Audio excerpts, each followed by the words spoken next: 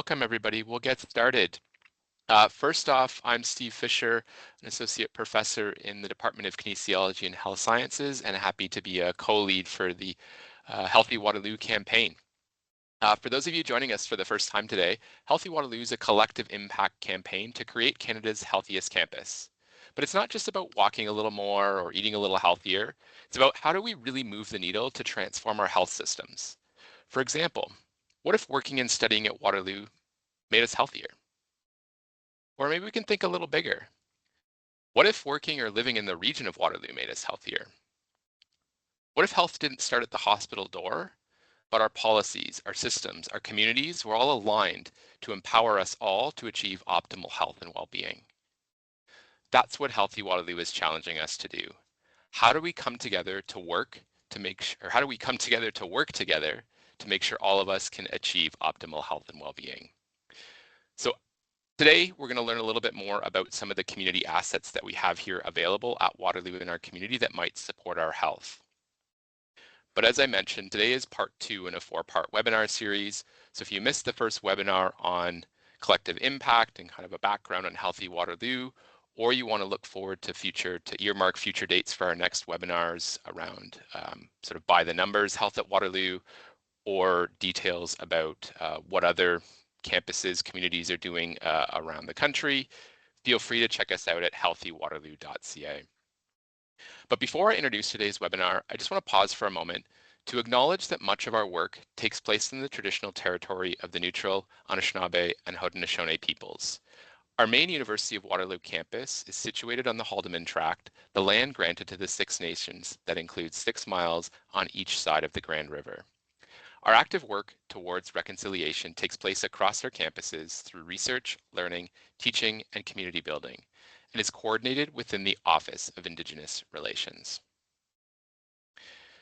Now I'd like to take a moment to introduce today's presenter, Dr. Russ Tupling.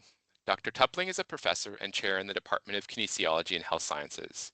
Dr. Tupling also serves as the co-lead for Healthy Waterloo and shares a strong passion and commitment to our Waterloo at 100 Health Futures vision to create a future where everyone achieves optimal health and well-being. But before we turn it over to Russ, I'd love to have some engagement from the audience today. So if you have questions as they arise, please use the Q&A function, and then we'll invite Russ to respond to those once Russ wraps up the formal presentation. But without further ado, Russ, we'll turn it over to you to learn more about community assets. Great. Thanks very much, Steve, for that nice introduction.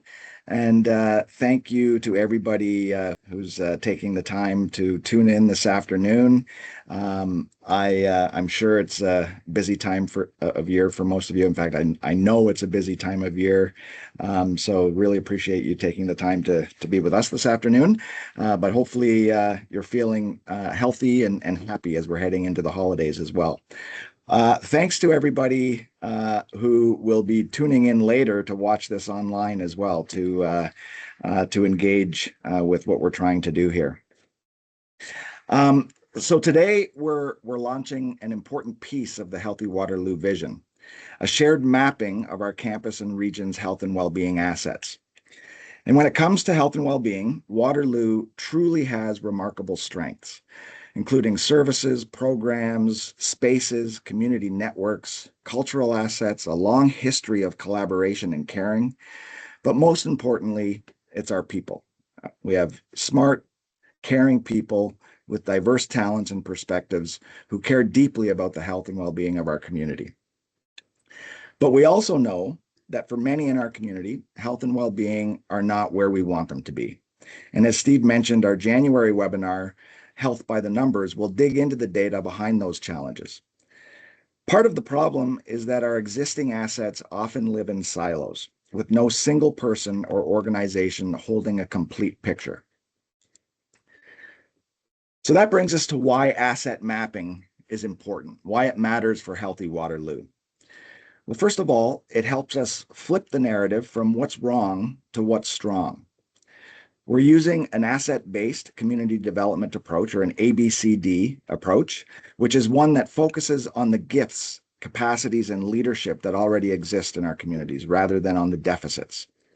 And this foundation is essential for collective impact. and it aligns directly with the methodology of Paul Bourne, who we're very fortunate to be working with. Paul is maybe one of our biggest assets. He's a world-renowned community change consultant who has led hundreds of successful initiatives across Canada and around the world.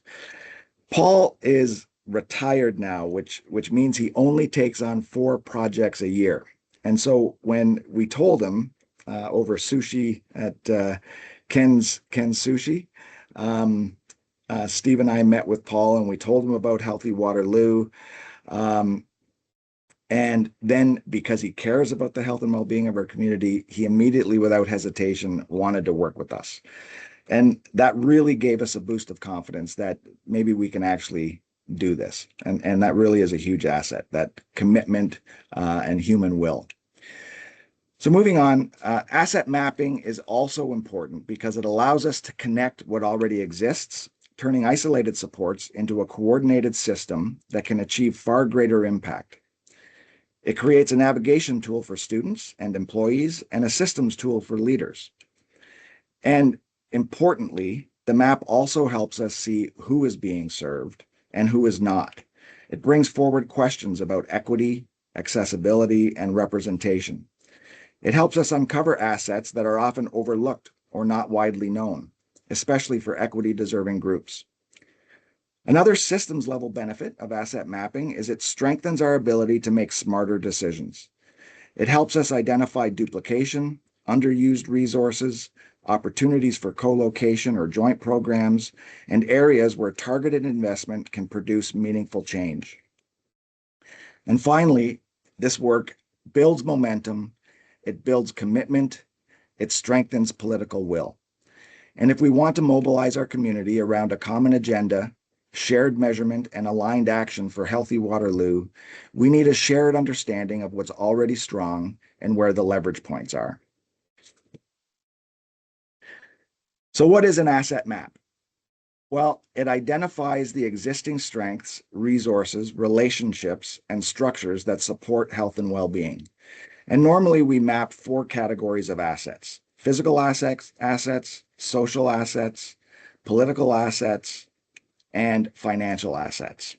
And with respect to health and well-being, physical assets include things such as recreation centers, clinics, trails, meeting spaces, neighborhood spaces. Social assets would be things like programs, services, events, peer supports, human commitment, a history of caring, and our values. Political assets are things like committees, advisory groups, strategies, policies, political will, and even an innovation culture.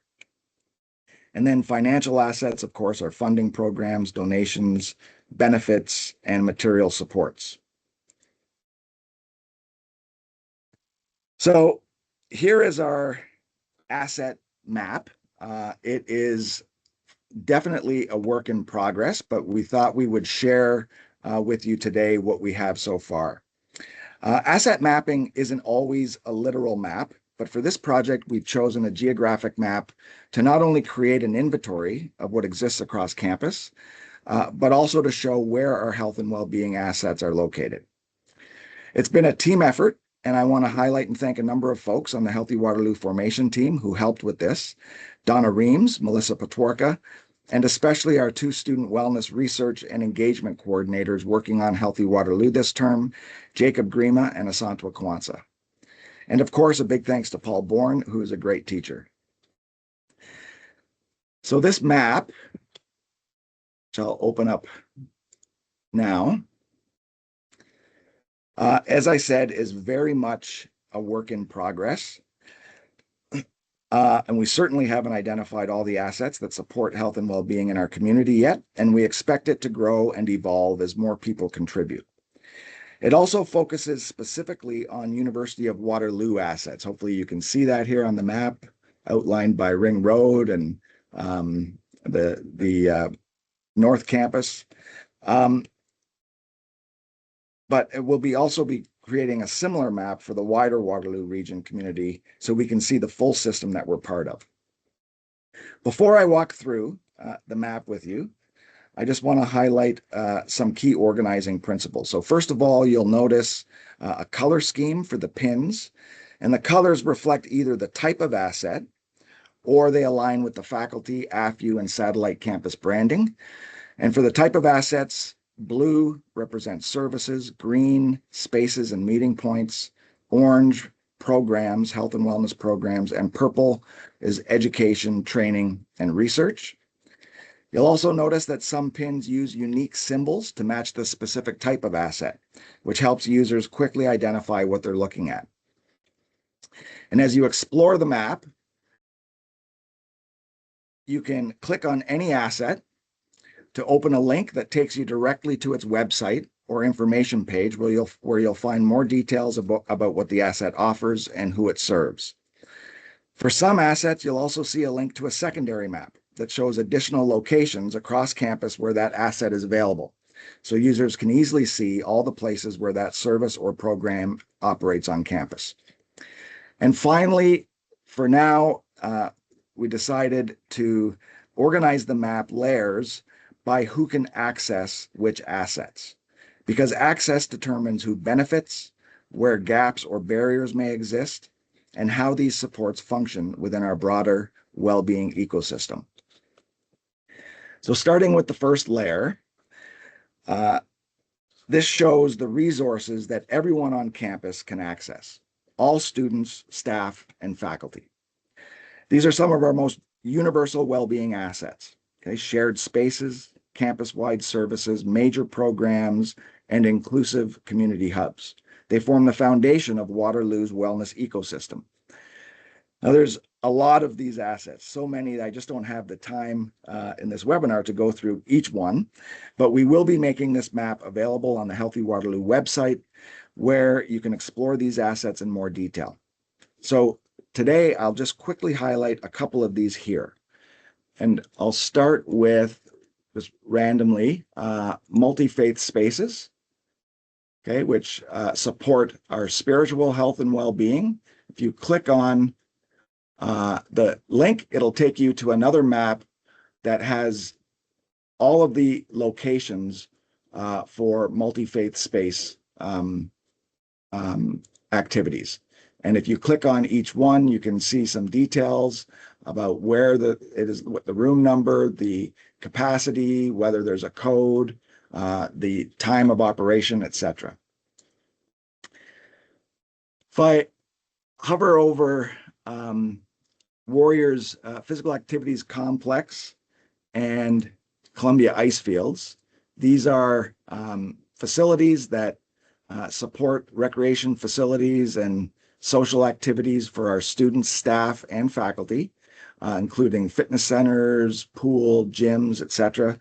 And we actually have some usage data with these assets, thanks to Donna Reams, and we're also wanting to collect similar data for our other assets.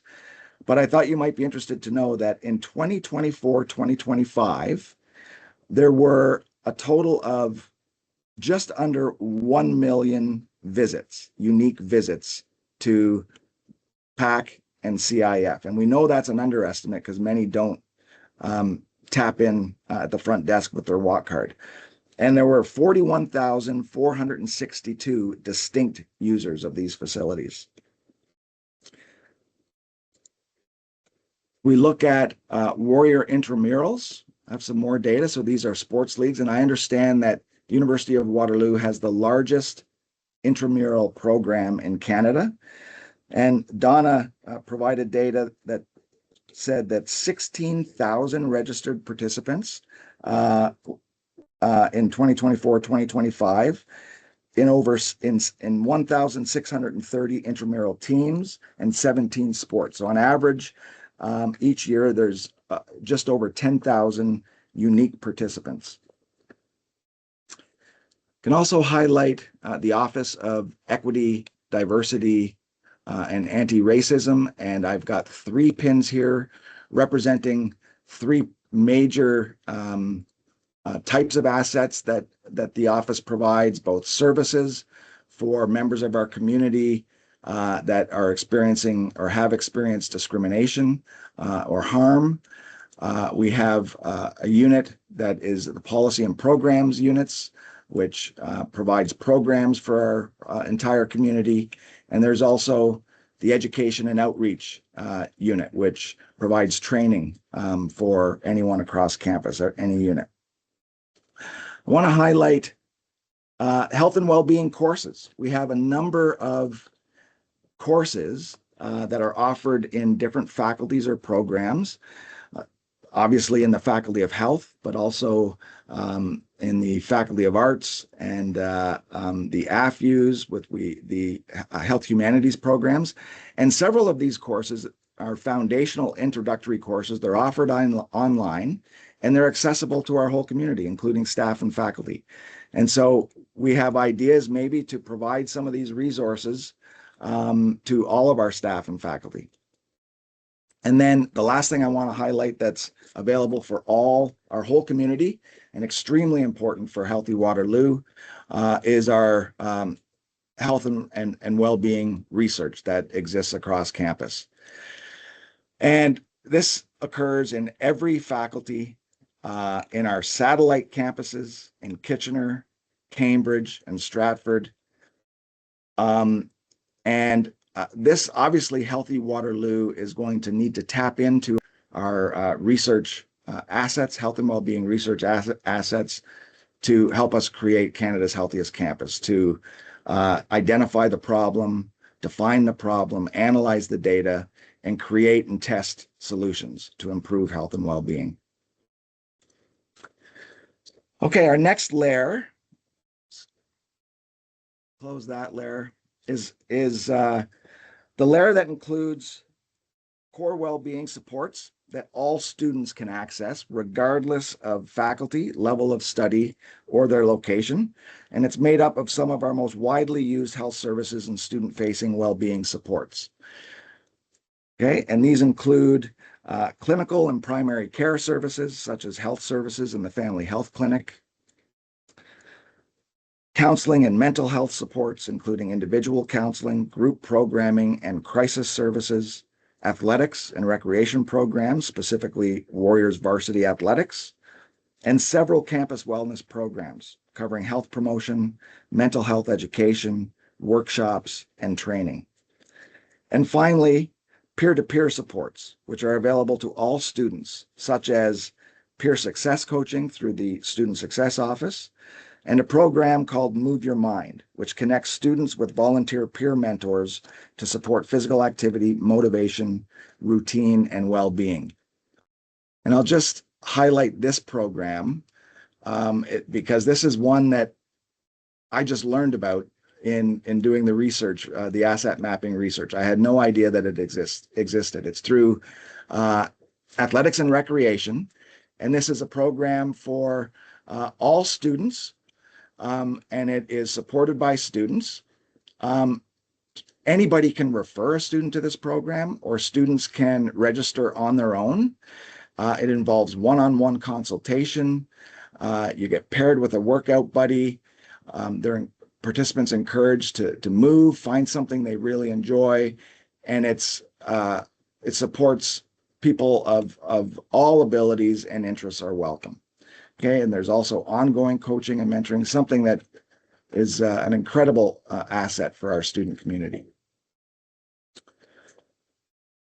If I go to the next layer, is a vital layer because it highlights supports for equity deserving and identity-based communities.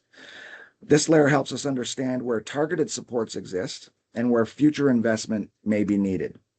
The assets provide culturally grounded, identity-affirming, and often trauma-informed support.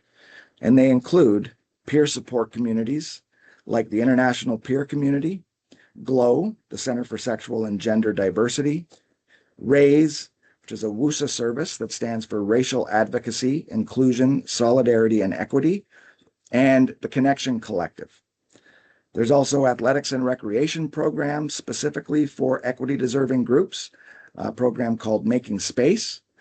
And then, of course, both the Office of Indigenous Relations and the Waterloo Indigenous Student Center provide Indigenous-led programming, services, and events centered in supporting the University of Waterloo Indigenous community. Just highlight the Connection Collective here, which is a peer support community calling all equity deserving undergrad and graduate students looking to connect with other equity deserving students. There's 3 phases: connecting, meeting new people, exploring resources, starting to build the campus community sense of belonging. Phase 2 is strengthening connections, getting personalized support, ongoing engagement, bi-weekly meetups, etc. And then phase 3 is taking action, putting it all together. So another incredible asset for the health and wellness of our students. The next couple layers highlight the assets that are provided through our 2 student associations, WUSA and GSA. And so these assets are available specifically to the undergraduate or graduate populations that those associations serve. And together, WUSA and the GSA provide robust student-led infrastructure for well-being, grounded in community, advocacy, and peer connection. These assets are essential because they meet students where they are and create opportunities for belonging that are specific to each student group. I can click on the WUSA services page. You can see all of the unique services that WUSA provides, including food support service. So this is a not-for-profit service providing confidential assistance and food hampers to members of the community experiencing food insecurity. MATES is a peer support volunteer program supporting students experiencing social and academic challenges, as well as low-level mental health concerns. I mentioned RAISE and GLOW, the Women's Center, so a number of student-led health and wellness services and supports. The next layer is maybe one of our most interesting. At least I found it that way when I was doing my research, because it includes a number of assets that are locally embedded within faculties, colleges, schools, and satellite campuses. And these localized assets show how well-being is built close to where students live, learn, and belong. And examples that exist in every faculty and AFU, of course, would be undergraduate and graduate student societies, which function to promote a positive experience and to enhance the quality of academic and social life of its members. And most, if not all, faculties would also have a full-time staff position who liaises with the student societies to support student engagement and events. And then several faculties also have a wider array of services and programs supporting the health and wellness of their students. The Faculty of Engineering has a community of well-being, which has a massive amount of weekly events and programs and services for their students. Faculty of Health has the Dean's Advisory Committee on Well-being. The Faculty of Math has a Student Health and Well-being Committee. Many of the AFUs do health and well-being extremely well and have a number of services and dedicated staff support and resources for the health and well-being of their students. And the School of Architecture in Cambridge also has a number of supports, including its own fitness center that's open 24 hours a day for students as long as they have a key.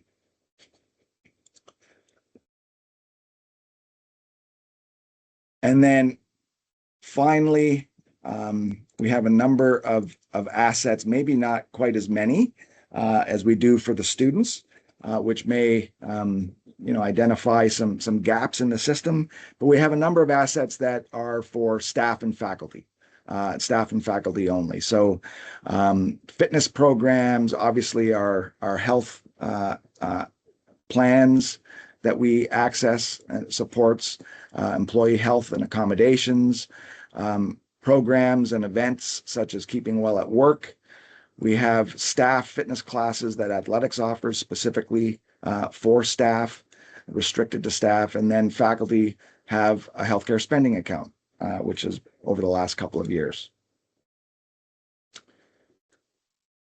So that just gives you an idea of the type of assets that exist on campus. And hopefully, sorry, I'm just trying to advance my next slide here. You'll agree, there is an incredible range of services, programs, spaces, and supports that already exist in our community. And no doubt, these are essential building blocks, but to truly transform a system, you also need a culture that embraces innovation and a community of people who are curious, talented, and bold enough to try new approaches.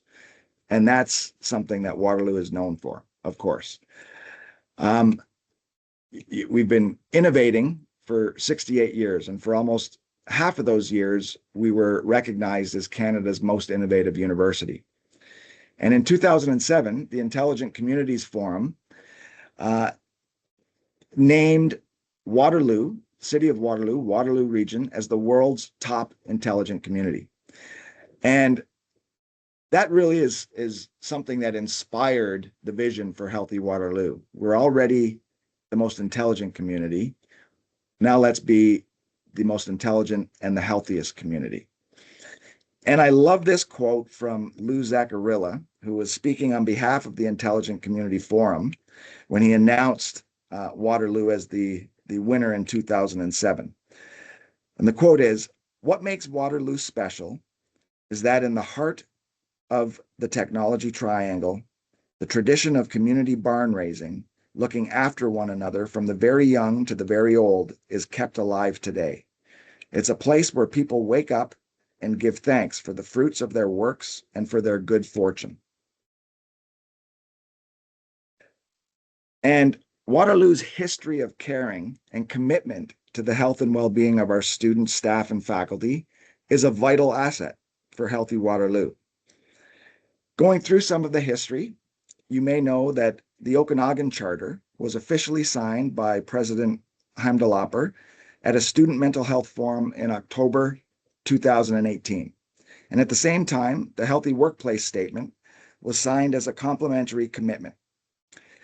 The two calls to action in the Okanagan Charter are to embed health into all aspects of campus culture across administration, operations, and academic mandates, and to lead health promotion action and collaboration locally and globally.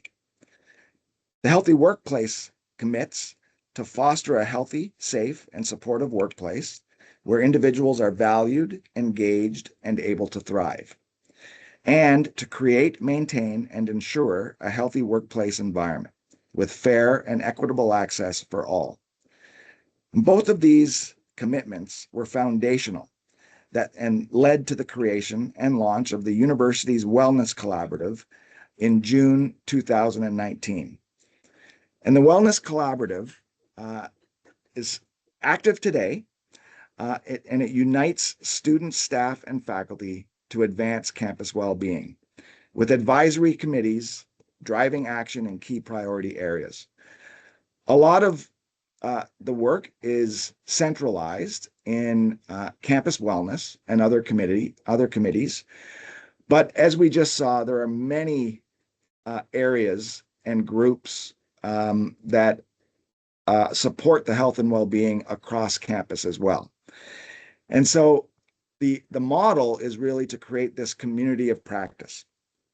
And today, the Wellness Collaborative Community of Practice has approximately 160 members. So we have a strong foundation and great potential to align the system, to collaborate, coordinate, and communicate across all of campus as one community. Healthy Waterloo is trying to grow this community of practice. And imagine if we could expand this not only across campus, but also by forming even stronger partnerships with our wider community of Waterloo region. So we've seen that Waterloo's history of caring is backed by real commitments, but our institutional values go even further and build on that foundation. Values aren't just words, they're a system level enablers. They guide behaviors, influence policies, and encourage collaboration, inclusion, and shared responsibility.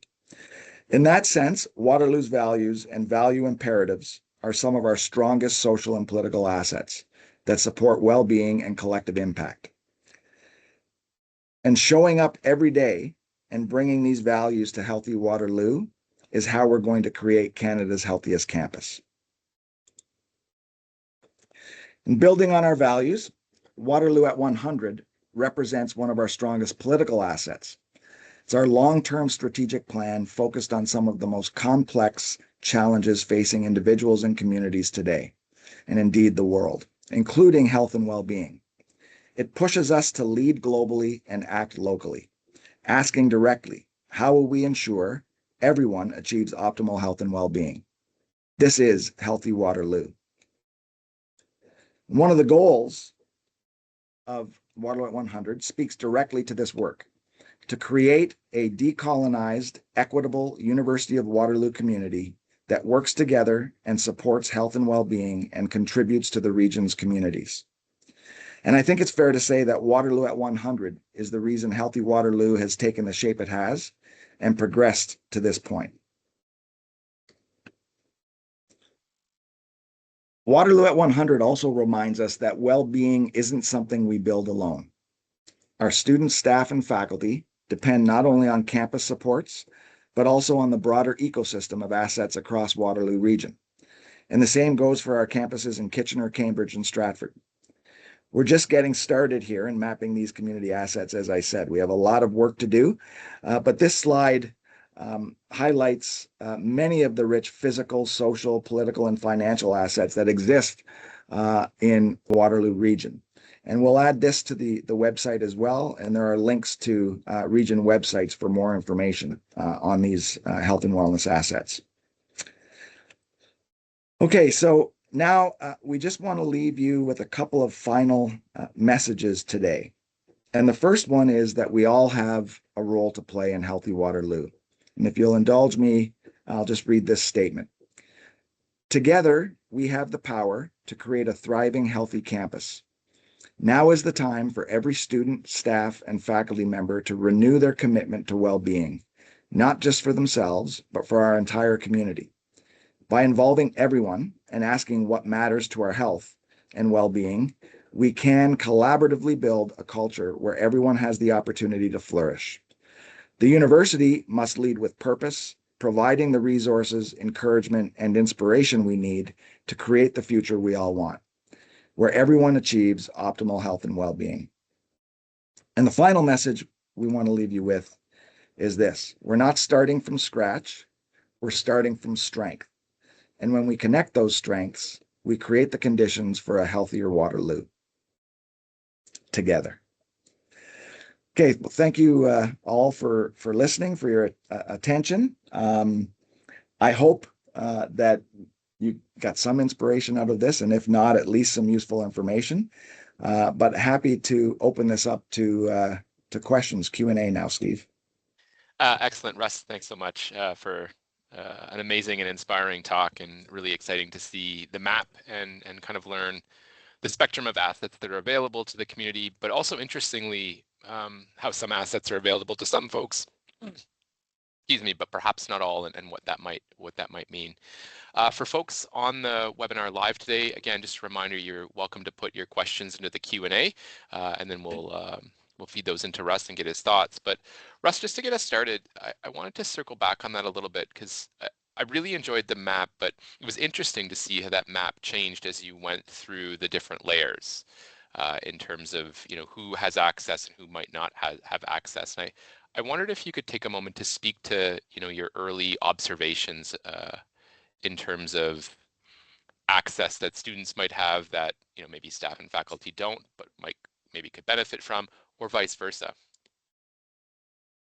Yeah, it's a great question, Steve, because I think maybe I'll start. What struck me the most is that for the entire community, there really is a huge breadth of assets that we all have access to, and maybe awareness is part of it. There's certainly gaps. Um, there's certainly capacity issues. Uh, you know, um, but uh, but that would be the first one I would start with is that I think every group on campus is served well when it comes to health and wellness opportunities, services, programs. Uh, you know, I don't think it's too surprising that there appears to be more and maybe a wider range of assets for students, especially because so many of them are actually run by students, by the student association, with support from the university, of course. Um, and so maybe that's something to consider that if staff and faculty are feeling a little left out, or maybe we as a collective can coordinate and start to develop some staff and faculty led supports. Yeah, I appreciate that response, Russ. Thinking a little bit in terms of the community asset map that we've seen today, and I know this, as you mentioned, is a bit of a work in progress. Um, what do you hope we can learn from this? How do you think this asset map, and you kind of spoke to this early on in the talk, but how do you think this asset map can really help us prioritize and be strategic in terms of how we continue working to optimize health for all? Um, well, so I think first of all, it shows us that we have a lot of strengths. Um, and two things that I hope that the mapping does. It really improves awareness of the strengths that we do have in our community, and it shows us the potential for aligning those strengths into a wider system of collaboration that are all working towards the same goal to support the health and wellness of our entire community. On that note, and talking about collaboration, it was intriguing to learn some of the numbers around, I think it was nearly 1 million users for PAC and CIF, for example. In your work so far, Russ, what are you learning about um, things like like usage data? Because again, we're Mm. showing a lot of assets, but how do we untangle or unravel which assets are really working well, which assets, maybe there's an opportunity to revise and enhance to support more usage. How do we learn more about that? Yeah, excellent question, Steve. And I, I, as I mentioned, I think the data that Donna provided on usage of athletics and Rex programming and facilities, it's amazing that they collect the data, that they have the data. What we and we need to ask. We need to go and have conversations with people, with the managers, the leads that are running these different programs and services to find out what data they have and what data they can share with us, because we really don't know. And in fact, so one of our co-op students working with us this term is doing her thesis project to do just that, to reach out and try and find out what data they have and what the service providers' experiences are with respect to working in a silo or collaborating with other services, et cetera. So we hope to learn a lot more about that. Great. And maybe we'll use that as a segue then, Russ, just to wrap up. So first of all, thank you for giving an excellent presentation today and helping us understand more. Again, just a reminder, I think Russ mentioned this will be available at healthywaterloo.ca. So if you're interested in looking at that map, we'll have that up and posted shortly.